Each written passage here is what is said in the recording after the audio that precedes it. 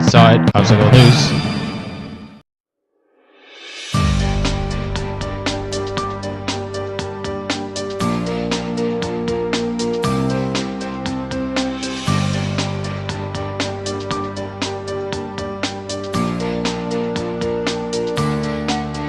Episode 14 of Inside Obstacle News takes you to Zephyr Hills, Florida for Hobie Call's Coliseum Adventure. Here we are with Extreme Nation. Welcome to the 2014 Extreme Nation race here in Zephyr Hills, Florida.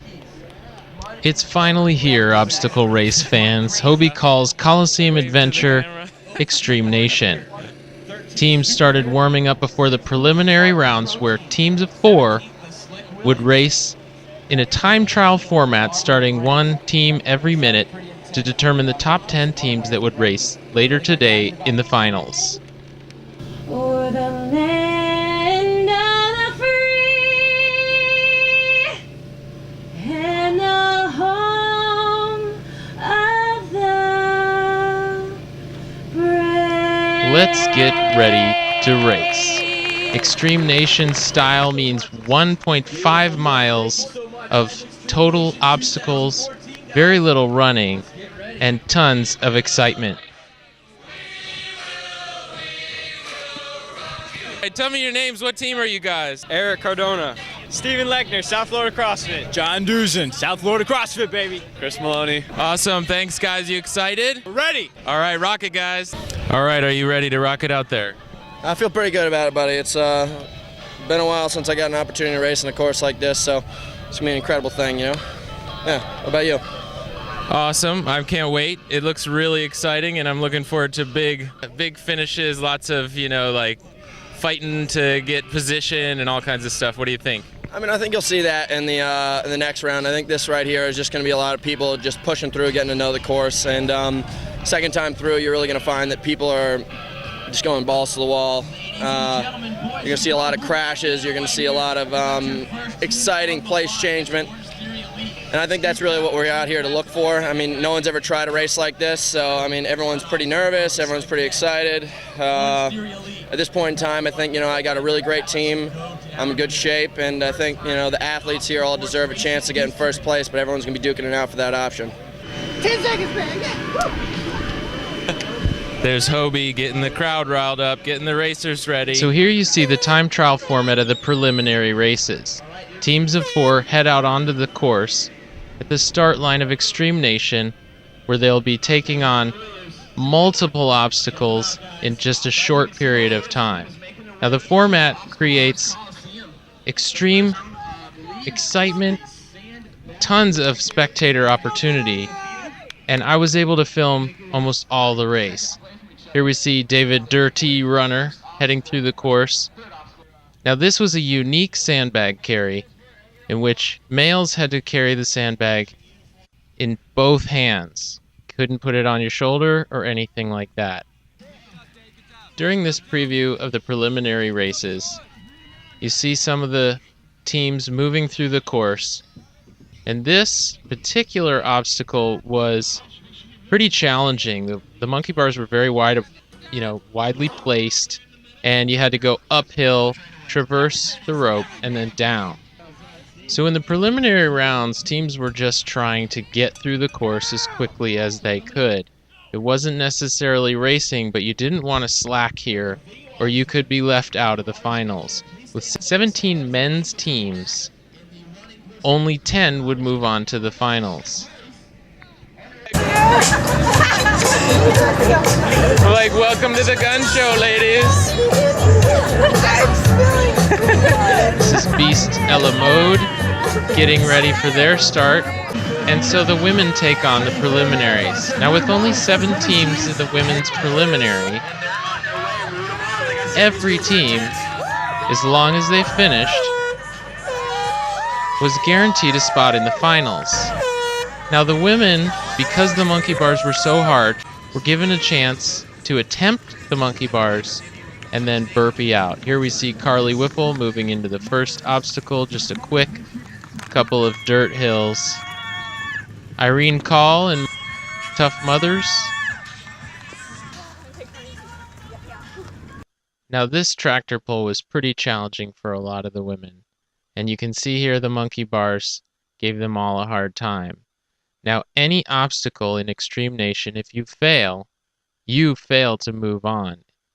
Now in some of the women's cases they were allowed to burpee out, but all men had to pass every obstacle or they were out of the finals. At least 3 people on a team of 4 needed to qualify to move ahead. And that means you fail an obstacle, you're out. So it was a lot of pressure to get out there and make sure you didn't fall off an obstacle or fail. Now you were given 3 chances, so the rules were pretty forgiving, but you definitely had to get out there and get things done or you were done. Now the preliminaries were run in heats, but the finals would be run all at once. 10 teams of 4 means 40 guys going out of the gate all at once, rushing for position on the very first obstacles. 2, 3.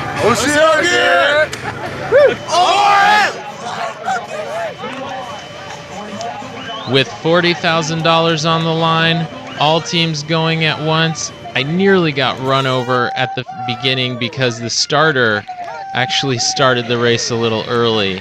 But I sprinted out of the way, and Hobie and I followed the action. I'm not racing. Sorry. Here we see Ryan Atkins and his friend Kelsey on the ORM team, heading into one of the first obstacles and picking up a lot of speed. They're pretty fast runners. Bracken, David Megita, Hunter McIntyre, and Isaiah Vidal following right behind. Let's go, Isaiah. Alec Blennis, Junyun Pak, Good job, guys. David Dirty Runner, heading into the over obstacle. David's got an interesting technique here where he's basically just kind of rolling over each one. Saves a lot of energy. It's very fluid and efficient. Pak taking on the same technique. Now this runner here is doing the hurdle technique, which I did, but it does actually kind of waste a lot of energy. Now moving into the sandbag, you can see males were required to carry the sandbags. Hobie's running in with a photo bomb. So males were required to carry these sandbags with both hands. You couldn't put it on your shoulder, you couldn't carry it in front of you. And it really burned the grip. They were pretty heavy, I think something around 40 pounds each. And right here, you see Hunter making the move and Bracken catching up to Ryan Atkins. His friend Kelsey right behind. And Hobie is pretty excited here. Look, elites are walking with sandbags. You did it. On a flat, short sandbag carry, I made them walk. This was just fast and furious. Everything was going so quickly. It's the team that wins. It's the team that wins, not just the fastest guy. It's the team that Now another part of this that was so exciting is that it was the team that wins. So it's not just the fastest guy, it's the fastest team. And the top 3 runners on your team, they combined the time to see who would win. So Bracken taking a little bit of a lead here on Hunter and Ryan. Good job, Hunter. And they take off on the tractor pull. Now Hunter's technique here is to run so fast that the block doesn't even hit the ground, and that reduces friction. Ryan Atkins just coming off the death race, the winter death race the week before where he was able to win, is a little slower on some of this high intensity, faster stuff because he just hasn't been training for it. But look at Hunter taking a big lead here. Isaiah Vidal giving a primal scream as he rips that tractor pull through the earth. You can see Hunter's moving so fast, his block is just bouncing all over the place. Hobie nearly losing an ankle there as Junyun Pak runs by. And now we're going to have Hunter coming in to finish the tractor pull and toss his block in there. picture. Bikini all over. I know. Sorry, you're gonna have Now to at this edit that. point, I literally just ran behind Hunter for certain parts of the course so I could keep up with him. And he started to get so far ahead of everyone. You'll see I didn't have a ton of footage of some of the other racers. But Bracken was a good 10 seconds behind at this point. Ryan Atkins nipping at his heels. Keep going hard. It's the team. With that Kelsey wins. right You're behind still here, in this. so It's a team that wins. You're still in at this point you have Come on, Makita. Come on, Makita. the Spartan Pro team with places 1 and 2, Whoa, pack ORM with places 3 and 4, and OCR Gear with places Here comes Hunter. 5 and 6. But Hunter comes up on these monkey bars. You can see they're real wide apart. Uphill, then a little rope traverse, and Hunter makes such quick work of these. He truly is a pro. The next obstacle here was some parallel bars. There was one spot to put your feet in the middle and then move on. But you can see there's very little time to catch your breath. The running in between each obstacle is very short. Now this traverse wall was definitely easier than a Spartan traverse wall. With the rope at the top, you could just kind of lean back and move your way across. The footholds were fairly large. Now you have to excuse the shaky camera here, but I didn't want to cut everything up. I wanted you to see that all the action was right in front of you. Just panning the camera back and forth, you could see everyone on almost every obstacle. Ryan Atkins still right behind Bracken. And here comes Hunter over the cargo net and into the barbed wire crawl. Now this was a very low barbed wire crawl, and the addition of the 2x4s in between made it so nobody could roll.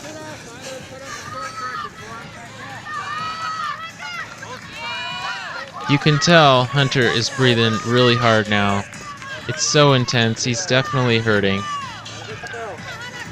Hits the bell and keeps moving, doesn't even bother Good job, buddy. to head down. I sprinted between the lanes to get down and see Hunter finish. So Hunter finishes first at the Extreme Nation Finals, but it is the team that wins. You can see he's totally gassed. He put everything out there and finished in under 13 minutes. It was an incredible performance, Yeah. and it was so exciting. Good job, buddy.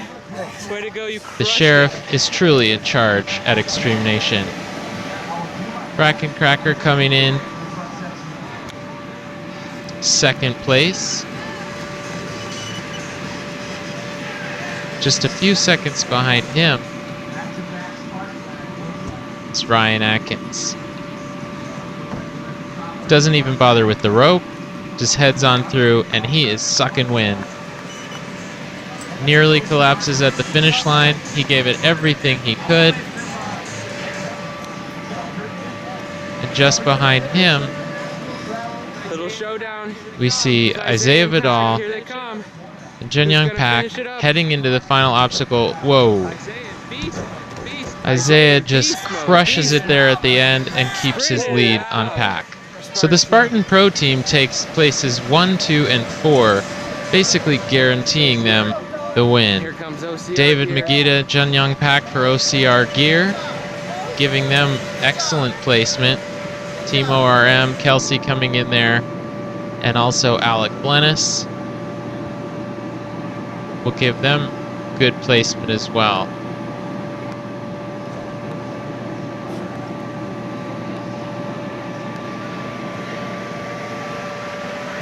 One more member of OCRGear.com comes in, and the Spartan Superheroes team, Chris McCorkle there coming in first for his team, and Alexander Nicholas rounding out the Spartan Pro team. And so here we have Matt B. Davis getting some audio for his podcast. Check it out, Obstacle Racing Media podcast. So he does a couple of interviews with the athletes, but everybody was really excited to be talking about this race afterwards. Everybody had a blast. It was such a cool, very fast course. You can see the barbed wire was very real. So let's get a word from our sponsors. Welcome back to Extreme Nation. We have the women's finals starting now.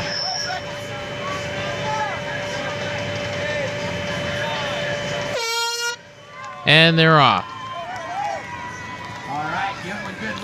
Ella Kosiba's team, Beast Ella Mode, heading off. And here we see Mud Run Fun team leading the way. And Carly Whipple for Beast Ella Mode coming up right behind. Goes a little more aggressively across that obstacle and takes the lead. She's a pretty fast runner, so she's going to keep the lead for a while. But this is very early on in this intense race. And some of the more challenging obstacles are still yet to come.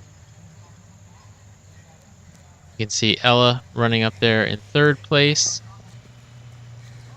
Team ORM coming behind, with Cassidy wanting Carly Whipple still moving out in first place, with Ella right behind. But Cassidy's gaining some ground here.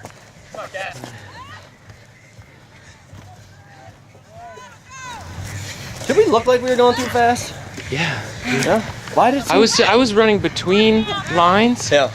And like I had to sprint to catch you half the time. I just was Just to wondering, get pictures. Our times were slower second time. Was it? I guess so. I don't know. That's what people are telling me. It seemed like you were just crushing it both times. There you go, Cass. This is where you catch them.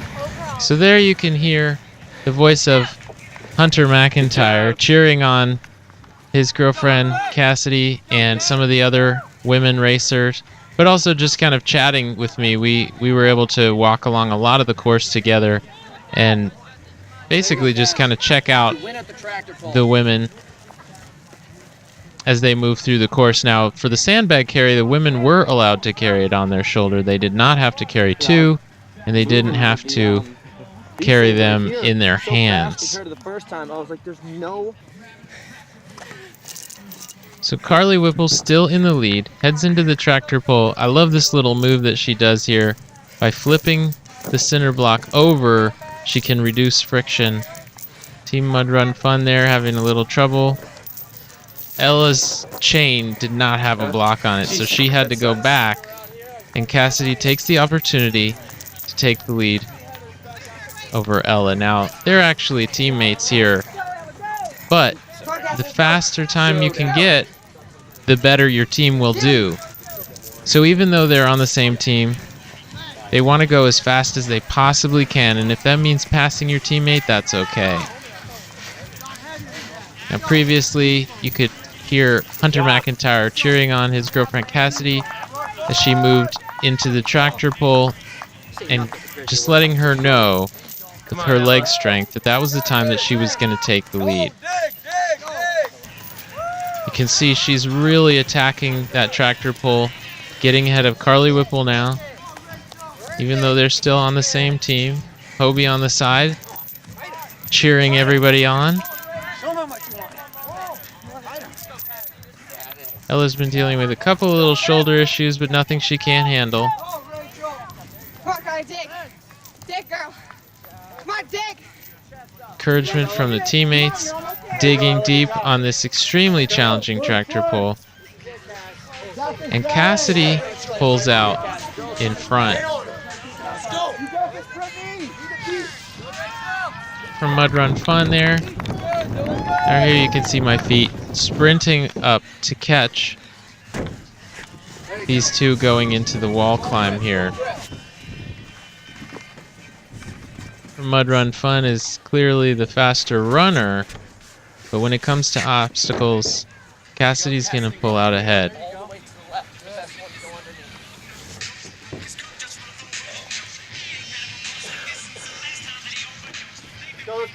Here we've got Carly and Ella coming over the wall. You can see the pain on their faces. This is an extremely intense race. Very little time to catch your breath, but Team Mud Run Fun pulling ahead again with the faster runner. But check this out. Cassidy's not messing around. She's attacking those monkey bars that most women had to burpee out of. They also allowed people to climb the rope up to the monkey bars and then do the downhill section. Cassidy's moving through the parallel bars really easily, but watch this. Carly nearly loses it on the monkey bars. Now if she had touched the ground, she would have had to repeat that obstacle. You get 3 tries, and then you're basically DQ'd. Although I believe they were allowing some women to burpee out of some of the obstacles. Quick touch to the bell. Cassidy moves on. So you can see the easy technique here was to just kind of lean back on the rope, push your feet against the footholds, and move across this traverse wall fairly easily to the bell. Now at this point, you don't see Team Mud Run Fun anymore.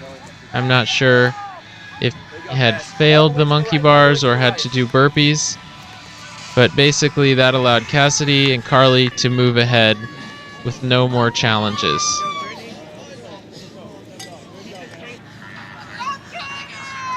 You can hear the pretty labored breath here. This is such an intense, short race. Everybody's moving into the red line for the entire race. Let's go, Cassidy! Now these two are on the same team, so this is going to put their team in a great position to have a good overall average time. Cassidy moving up over the final rope climb and wall, doesn't even bother to use the rope going down, and comes in first. So Hunter and Cassidy take first place at the Extreme Nation, but it's the team that wins. So here we see Carly Whipple moving in over the wall into second place and scoring another spot, another high spot for her team.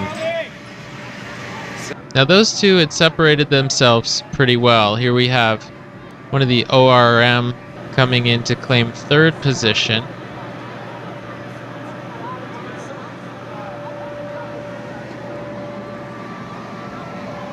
There was quite a bit of time separating those top 3 women from the next group. But in this group was a pretty tight battle, which was pretty exciting.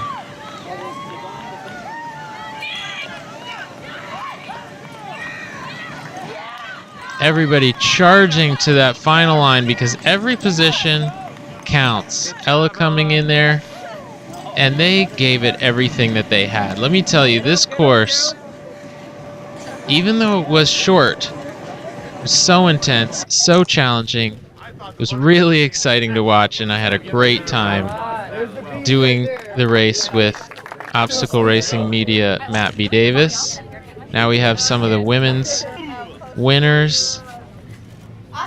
Irene Call's team.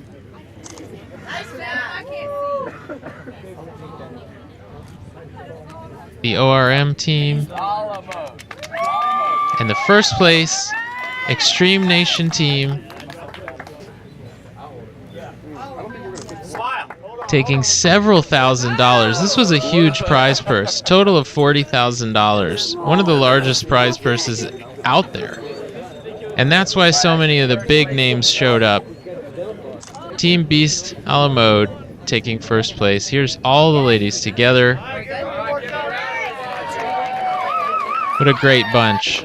Very exciting. So now we move over to the men's podium. Team Spartan Superheroes. Orange Theory. David Dirty Runner.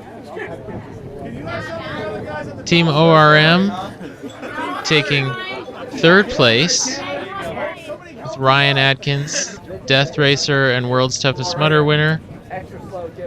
OCRgear.com team taking second place with Pack David Magida.